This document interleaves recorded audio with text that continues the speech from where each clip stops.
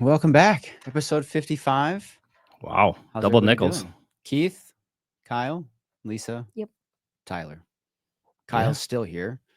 Week 2. Week Amazing. 2. That's good. He got a little bit of a drilling from Binger yesterday on his quizzes, Oof. asking a about tough one. companies, Charbroiled. and pods, and People's names and Mhm. over and over until not even his full second weekend. We're already Yeah. quizzing him. So good thing he's still here after that one. I saw him take out the pen and pencil. I It had was- to. It was perfect. That's Yeah. the way it Yeah. helps. So how's the first week been? I guess week and a half now. Great. Yeah, everybody's extremely friendly and meeting a ton of new people and Yeah. grilled, charbroiled, you know. Yeah, he's met them all. Chairman. He sat down I with the did, chairman yeah. for an hour. So I that's did. good. You did. Yeah. I So he's met Wow. everybody. That's Mhm. awesome. Good for you. Yeah. You made it through. Yeah. All good reports as well. So that's awesome. And then this week we've got, starting tonight, we have our RIA University. hmm We call it RIU. Yep. Kind of flows together.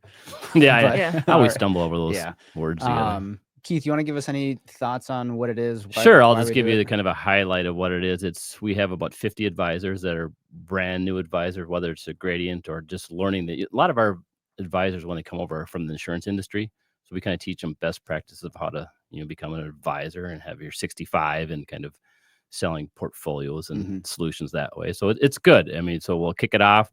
There'll be an event tonight, which is a kind of a cocktail hour, which would be great, and then we have a Mr. Binger will kick off the why to become an advisor. And then we have like Jay Guerin on tactical coaching, which talks about all our different solutions we have, whether you're beginning out as an advisor and all the different solutions we have, or you're growing and all of a sudden you're becoming a sub advisor, or you're even growing outside your walls. We have all these kind of different programs. So it's a fantastic thing. And so the other nice part about it, we have a couple of our big advisors that, are very well respected and know the industry very well. So they'll do guest spot speaking for about, half of the tomorrow, which is fantastic. They can learn from the best, learn their best practices. Which I think is perfect. It's great, right? Because Rather than those us being guys up there. those guys we're sitting in that same seat, the ones that are leading it now, 5-7 years ago, and they've gone from zero in assets to, well over 100 million. So it's like, for the people that are new to the industry, they're like, wow, that's how you got there. And give me some insight. How do you recruit? How do you retain? How do you, different parts of the, their practice, which is great insight. And then the last day, the half day, is they can hear from our team, which is we get excited about talking about the portfolios and market outlooks, and we get a lot of Q&A. I think it's a great, it's a, very packed. It's a day and a half. But they get a lot out of it. So hopefully they go back to their offices and start engaging more with us. Yeah. It'll be Kyle's first one, so I imagine he'll be down there I will. downstairs for most. Because it's in-house. It's in-house. This is one that's in-house. So we have a great office here. We, obviously the studio, we have green rooms, we have podcast rooms. We also have an entertainment area, which is great. We had our building flooded about, was it last Easter or Good Friday? Good Friday last year. Yeah. They remodeled it and put a lot of money into it. And it's a great, Gorgeous, great facility. Perfect. So before we get going on the hot button topic, we'll do our continuation of two truths and a lie. Oh, nice. I kind of have a feeling this one's a little bit easy, but I kept them in just because whatever. Number one, 55 is a speed limit once mandated across all U.S. highways during the energy crisis in the 1970s. There are 55 cards in a standard deck of playing cards, including jokers. 55 is the sum of the numbers from 1 to 10. How quickly can you do math? Yeah, Lisa, let's let Lisa start this one out. I think C is correct. B, I have no idea how many cards are in a deck. I feel like Keith probably knows because Keith's a card player. I And know with the this one, chokas, yeah. that maybe is a throw off with the chokas. Maybe it's without the chokas that it's maybe. 55. I don't know about the speed limit. It sounds reasonable. Let Kyle give so which one, what are you going with then? I think B is wrong. All right. I don't know. I'm going to have to agree. 1 through 10 plus the Jack, Queen, King, 13 times 4 different suits, 52, 2 jokers, it's 54. Right? Yeah. Kyle's a tough one to trip up on his math. He did the Yeah. Rubik's Cube last week. And any thoughts on the speed limit thing? Oh, that's totally true. I would assume that's true as Yeah. well. So I'm going with B as well. Yeah, B is Oh. the It was lie. a little Yeah. challenging. I figured. Actually, talking about the Rubik's Cube, there was a university that just created a machine that can do a Rubik's Cube in like 0.103 seconds. oh, come on. How is that Really? even possible? This I'd is- take is pretty longer to cool. blink my eyes. Yeah. Yeah, it's about 0.2 seconds or something like that for you to blink your eye. I don't know. But even the movement Yeah, takes just a the little just the time to dexterity. kind You would think Right. the I saved the video, so I'll have to show you. even guys if you after. know It's- in what it's pretty direction. it'll be cool. pretty quick, huh? Well, they do it slow mo, and it's still so fast. Wow. Anyways, okay. Oh, So hot button. Again, tariffs. I don't want to. This is like the inflation of 2022. Yeah. Where it Can't feels get like away from it, though. Yeah, it feels like the only Mhm. thing that you can talk about. But we had big news Thursday last week. Kind of big news, depending on how much trade we actually do with the UK. Mhm. But then we had China over the weekend. And there wasn't necessarily a big agreement with China, but at least the tariffs on China and the Chinese tariffs on us came down from the 145 to now at 30%. I mean, they said 10%, but that you have to throw the fentanyl tariffs on top the of that. 20 for that. The yeah. 20 for that. So we're sitting at 30% now in China instead of 145. We also had the discussion with the new Prime Minister of Canada, Carney, talking about the USMCA, potentially adjusting the USMCA. So I guess my question to you guys is, are these important to set the stage for future negotiations, or why is the market ripping so significantly on these, I guess I would call them minimal deals at this point? Kyle, why don't you start this one out? I think it's in response to just a clearing of uncertainty, right? This temporary policy issue effectively, going away. I think the market is pricing it as a reduction in the probability of recession. I think that's pretty much as simple as that. Whether that happens or not is another is a very debatable topic. But I think that's the main key indicator. Got it. So not necessarily clearing of uncertainty on, because it's only 90 days, Right. but just maybe the significant price increases that Right. would send us into a recession. Right. Well, it's like the trading partner plus one, right? There was an article in Bloomberg this morning talking about Vietnam and other Chinese trading partners, right? And it's not an absolute issue. It's more of a relative, like where you're jockeying as a country on your tariff structure relative to China, to the UK, to others. So even though you have the 10% plus the fentanyl tariff unwinding from the 145%, I think all of that together signals, that big ask coming into where is much more, reasonable is being greenlit by the market as a better outcome than feared. Got it. Yeah. Lisa? Yeah, I think like you indicated, the UK was more like an easy win, I guess. Yeah. Because we don't do a whole lot of trade with the UK, and there was not a whole lot of trade deficit to begin with either. So it was just at the beginning, I would say. Then China, obviously, the big news over the weekend. And I mean, market reacted, and to Kyle's point, there's probably a little bit clearance of uncertainty, at least a little bit. I mean, we have we are well into the 90-day pause overall. We haven't heard so much about it yet. Now it's starting. So I think it's also not only that UK and China is kind of, at least for now, a little bit alleviated, but it's also more, okay, there's more around the corner, like the excitement. Okay, now we're getting there, and we have like one big part of China already somewhat discussed, or at least in talks, and then we have more to come around the corner. I mean, which is interesting though, because sometimes you hear it in the media, oh, trade deal with China and all of that, but it's not. There's no deal. There's no deal. It's just like it's a pause. Yeah. So there's no deal. So it's like, it's interesting, but like to Kyle's point, it's like more of a uncertainty is a little bit, or at least they talk with each other. It's an agreement to negotiate. Right. At least they talk with each other and sit on one table, right? Yeah. I think that was the excitement. But so what actually comes from it, what actual trade deal, If so, hopefully in the next 90 days.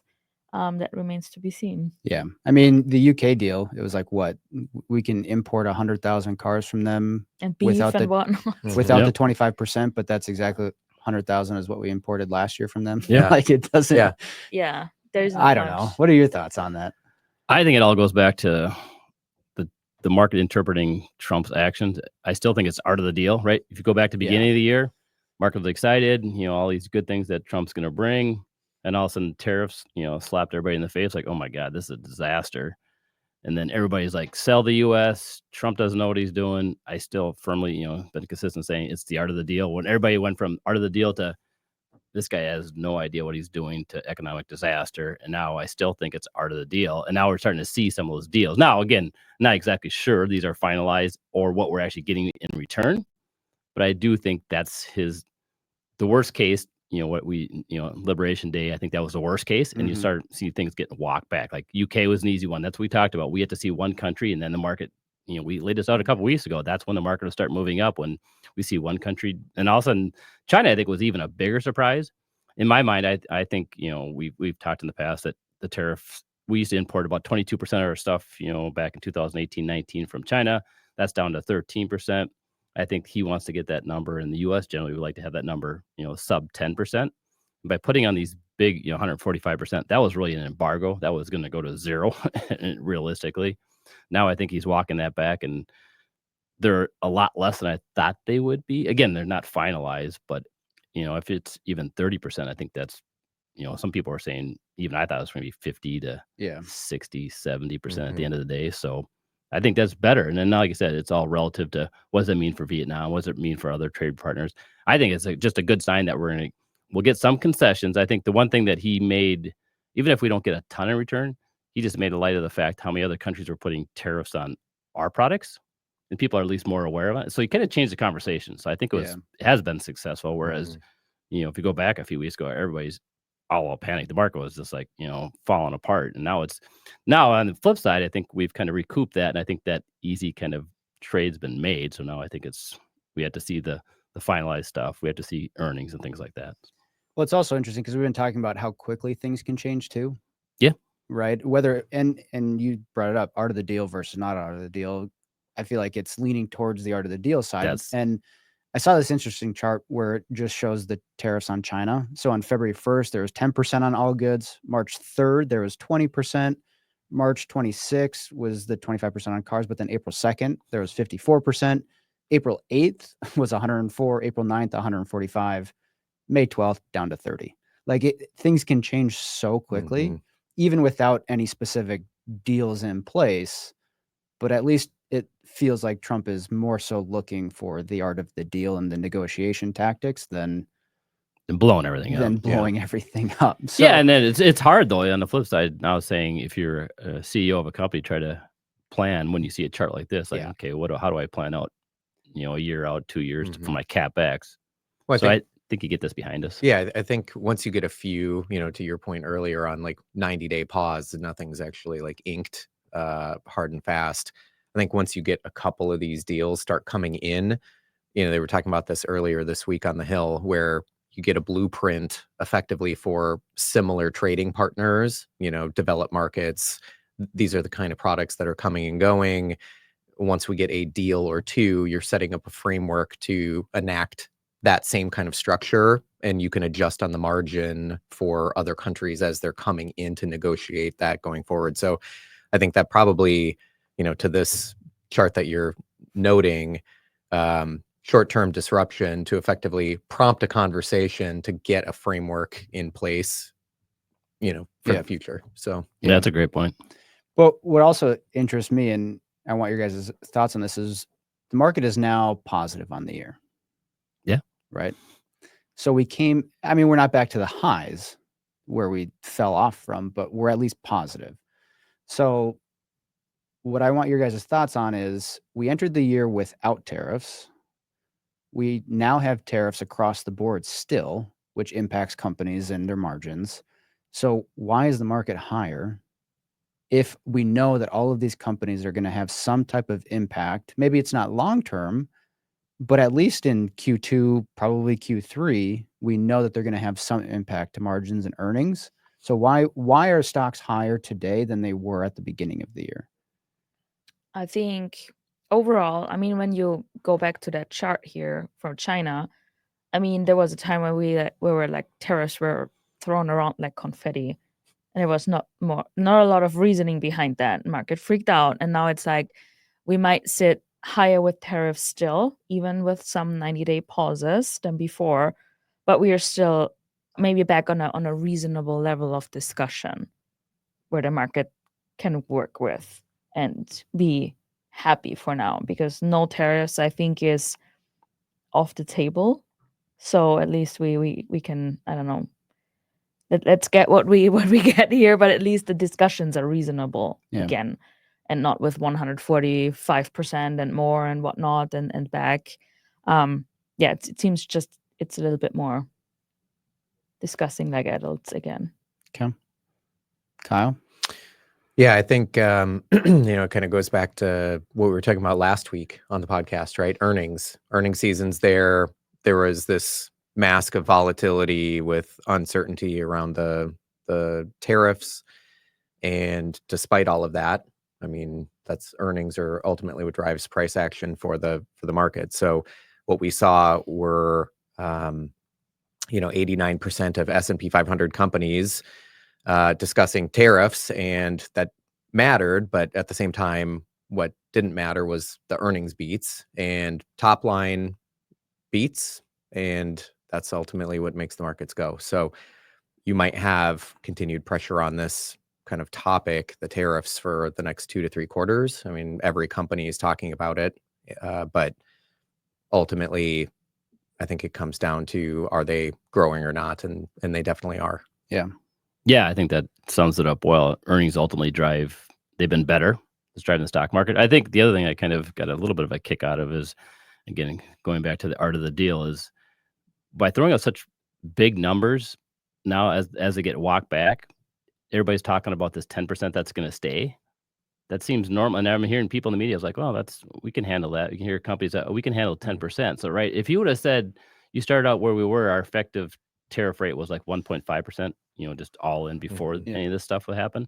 If you'd have said we're going to go to 10%, people was like, are you crazy? But then when you went to such a big number and then you walk it back to 10, it was like, 10 not so bad. Not so bad. Seems so bad. So I think that is the negotiations. And it's like, in my mind, to your point, Tyler, it's like, there's still going to be a 10% increase in tariffs. But I do think if we finally get to that final number, whatever it is, companies can change their way they do things, keep their margins, whether it's CapEx, there'll be a little bit of that pass through somewhere, whether it's the producer, the one selling it, or the consumer. Maybe they're all going to eat 333 or something like that, right? It's manageable, at least. When it's 50, 100%, it's not manageable. So I was like, I think that's more the amazing part to me, is that it's kind of becoming in the media, which is, generally speaking, they don't like them, but now they're like, 10%. We So can people handle get like desensitized.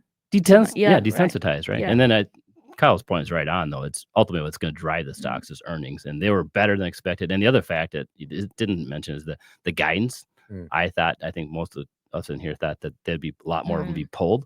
They some gave a little bit wider range than they normally do, but the fact they actually were able to give some kind of guidance helped us as investors kind of say, okay, that's where things are going. Well, I saw a chart where it was like less than average amount of companies raised guidance, but more than average companies maintained guidance, which I think is the important aspect, that they actually maintain guidance regardless with of all this what's noise. happening. Yeah. So last question on tariffs. Do we go back to the initial Liberation Day tariffs, because we only have a month and a half left?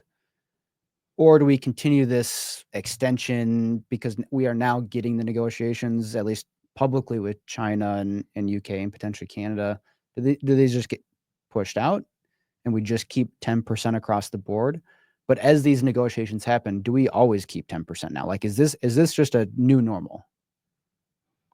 I would go just what I was kind of saying. I think that effective tax tariff rate was 1.5%. That maybe is going to be at 10%. That maybe come down a little bit. And I think Kyle's exactly right. The blueprint, once we get some of these easier companies to do trade deals. That'll be the blueprint going forward. And I think some will have reciprocal tariffs, some won't. But I do think that our effective tariff rate is going to be from 1.5 to probably 10. And then there'll be some countries that are getting hit with some other reciprocal stuff. But I don't think it's going to be nearly as bad as what the original forecasts were or projections or Liberation Day set out. But I do think they're here. And now companies are going to have to figure out what to do with this additional tariffs. Yeah. Anybody else? Differing opinions? Well, I can take an educated guess, but I was wrong before on that. I think to answer that, I think you have to think of what is the end goal actually. And I'm still not 100% sure what that is. So we first started with fentanyl, then it was illegal immigrants, then it was bring back manufacturing, raise government revenue, bring down trade deficit. So it was something else every day, something else with every other installment of new tariffs. Sometimes these are mutually exclusive, so you can get everything of those goals. So there might be different goals for different countries that might set the tariff rates for the future. But I think, I don't know what the overall end goal is, if there's one specific one, or if it's like combination of probably some of the stuff you said. Probably a mix of that, which is interesting because some of those are mutually exclusive, so you can't reach technically all of that. So that might be interesting to get a little bit more clarity what actually the end goal is here. Okay. Kyle? I don't know if we'll get the clarity. I think that's a really good point. I think it varies by jurisdiction for sure. And yeah, I don't know what that looks like going forward. But again, I go back to what you said, Keith. It is funny, like that art of the deal. You go from 0 or 1.5 to 145 back to 10-ish, and everybody's fine. Yeah, you feel good about it. I mean, I mean, it is funny. I saw a Goldman piece this morning talking about effective rates with this Chinese, deal are now 13.5% in total, which they noted was the highest since World War II. Mm-hmm. And people are just kind of like whistling by the graveyard, like it's totally fine, no big deal. Yeah, this is just normal. So yeah, it is unusual that the markets are rallying like they are, but again, I think it's that kind of known, like, hey, we're settling into this not 145% recession, all this other stuff that's going to crater company earnings. So yeah, I don't know what the end goal is, but I think people are digesting a 10% as kind of the new normal, and people can model that and move forward with their lives. Yeah. Well, yeah, it's a great point, because I think 10% is the new normal, because the UK trade deal, kept it on the deal, right? They still have 10% on their on the imports. That's why I think that's going to be the kind of the base. If I would. So yeah, I just find that interesting. So moving on, it kind of brings us what you were talking about earlier, like the passing through the 3% of suppliers, 3% to the company, 3% to consumers. But the did you know section is there's the Fed mandates, because the Fed has two main mandates. Number one is full employment, making sure that as many people are as employed as possible. And the other one is stable prices. So we just got CPI, Consumer Price Index, numbers out yesterday. Headline inflation is at 2.3, core is at 2.8. So the Fed's target is 2. Are we now in an environment where the Fed should be cutting interest rates, because there's only 2 priced in for this year so far? So should they start cutting rates? Do you think that's not enough? Because we're starting to get back to where their target is. Yeah, Keith? I'll start. I think, the Fed does not need to be cut. I'm actually been a fan of kind of Paul trying to stay steady where we're at. There's a fine balance, right? I'm more the keep dry powder, don't cut interest rates unless the economy is really slowing. Inflation, 2, 3, 2, 6, 8. If you're looking at core, we're getting close. And I think that last mile we talked about before, to getting from 9.2 down to 2%, back where we were a couple of years ago, that just takes time. So I think we're in the range. I think then the other one mandate we didn't talk about was employment. Yep. We're at what, 4.2% unemployment. I know it's a lagging indicator, but so I think we're generally speaking fully employed. Inflation's kind of sticky. The tariff could bump it up a little bit. So that's why I don't think it's coming down to 2 by the year end. But I think we're in the range. And I personally would like to see them stay where they're at and keep that dry powder in case the economy slows. Then you can aggressively cut to, kick the economy going. And then there's a, argument on the other side is the people that are looking to our clientele and advisors, rates where they're at, it's probably generally a benefit, right? Higher rates, that's, whether bonds and, money market portfolio, things like that, where they can actually earn a decent return versus if you start cutting rates, those are going to go down. Now that's for the savers. Could you argue though that I think you and I had this discussion, maybe it wasn't us, but could you argue that higher rates is causing the inflation partly? Wasn't us. Because here's the question is, this was Tyler with his own chat GBT. So who has most of the wealth in our country? Well, it's the people that are people that are older. Yeah. Right. So if they're now earning 5% on their significant assets, they're able to just continue spending. Yeah. That's why I said it's a fine balance. Now on the person that's hurting is the consumer that wants to take out a loan, whether the house or the car. Right. Yeah. In my mind, the more people are having a problem with the 7% mortgage rate. Again, the people that, like myself, whoever, the last 10 years have, refinanced down to a 3-4%. That's great. I don't think they're going back down there. I think people need to get used to this normalized. Maybe it's 6%, maybe it's 5%, maybe it's 7%. I don't think it's going to go much higher, but I think that's going to be, again, dating myself. When I first bought my house, it was 7.5%, right? And you kind of get, it was like, oh, that's fine. But then all of a sudden you see the recent bias. It's like, should be 3%. Maybe it's 5, 6, 7, the fine number. It's kind of a nice balance between savers and borrowers. That's where I'm at. Yeah. I think on that, it is interesting, that dynamic of where the rates should be in terms of consumer pressure. Because Lennar, in their earnings call, It's a home builder. Was talking about consumer demand and interest, foot traffic actually coming into the developments and being able to get deals closed with new homeowners. Mm-hmm. And the comment was more consumer sentimentism, oriented. And that was, foot traffic is as high as it's been.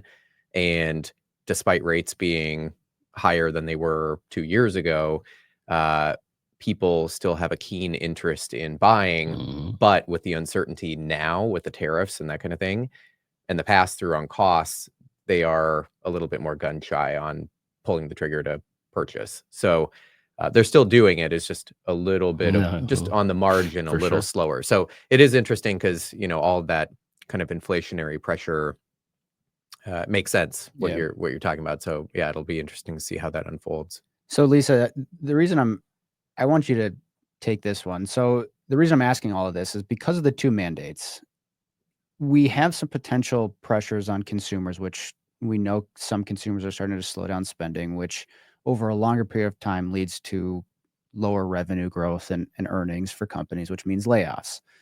So if we have a significant spike in prices from these tariffs, like if companies do start to pass through the full 10% or 7% or whatever, and consumers can't take that, spending goes down. So in your opinion, which way does the Fed favor? Because typically if you start to see a spike in unemployment, the Fed wants to cut rates. Mm-hmm. If you see a spike in inflation, they tend to want to raise rates. Mm-hmm. So if we have the scenario where we start to see price pressures from tariffs so that prices are higher, but then companies start to do layoffs, which one does the Federal Reserve favor? Because they can't do both. Yeah, sure. So, they need to balance both, but that's a hard task at sometimes. And I think it's a tough position for them. Overall, I think, especially, we are with unemployment rate, it's very healthy. We are very much below long-term averages. Inflation is still higher than they wanted it to be. So I think, especially because inflation is still, why not much, is still higher than target, I think they would favor inflation. And also, like Powell said over and over again, like without price stability, the economy does not work for anyone. So I think, and we saw that in 2022, once inflation runs away, it's really tough to get it back down. and we are still struggling with it from COVID, after COVID era Yep. inflation. So I think they would favor inflation. I mean, depending on what happens, right? If we do not get the price increases from tariffs, then what they expect now, that's why they are holding back. And unemployment starts to deteriorating, obviously they will focus on that. But I think overall the target is inflation. Perfect. That's an interesting debate because Yeah. I would lean the other way. Mhm. I would just say because I'd rather have a job and pay a little more for whatever than not have a job. Generally speaking, we've talked about that in the past, but it's exactly right. That's what it's a balancing act. There's no right or wrong answer, but I think that's, in my mind, I would lean a little bit more of making sure people are working, and yeah, they may have to pay a higher price, but better than not working and having lower prices. That's just my thoughts. All right, we're going to go a little bit over time here just because I think this is important for Minnesota fans. But the Timber Pups Tyler, why are you doing this to everybody? Making another run, potentially. Game 5 tonight. Yeah. Do you guys think the Timberwolves can pull out a back-to-back conference finals run? Kyle, are you a basketball guy? I am not. Okay. No skin in the game. Yeah, he's got no skin in the game, and everybody knows I'm a wild guy more than a Timberwolves. My son's but big.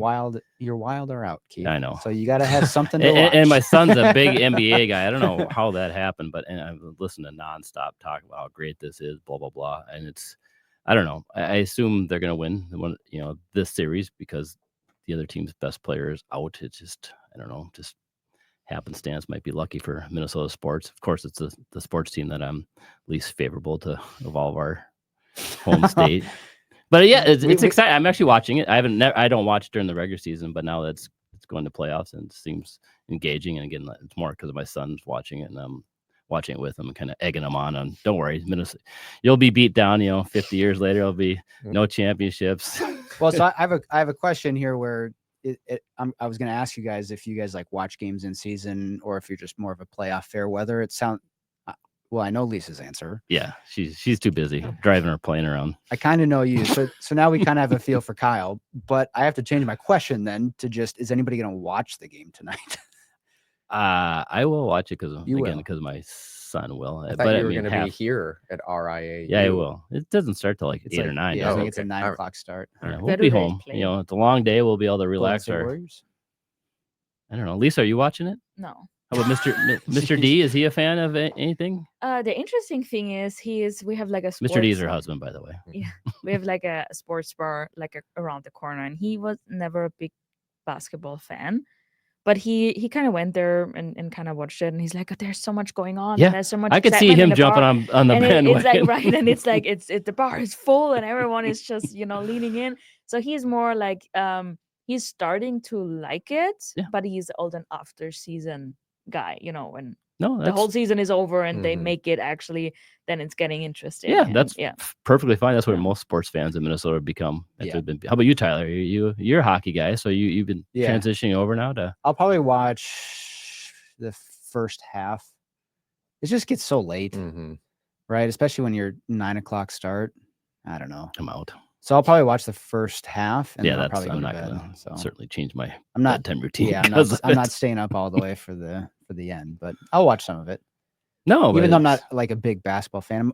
When it comes to like sports outside of hockey, I'm more of just a playoff fair weather. Like I'll watch playoff stuff just because it's more interesting. Like hockey, I'll actually watch some of the in-season games for sure. I'll watch a little bit. NFL is kind of where. Yeah, that's my. I'll watch. Yeah, NFL. I'll watch any game there. Is where I. So anyway, this Timberwolves discussion just it's got me. We'll end it there. So we'll be back. Minnesotans next week. Have hope again. Yeah, we do. Don't worry, I'll be dashed. Yeah, right. All right, we'll be back next week, episode 56. Until then, take care.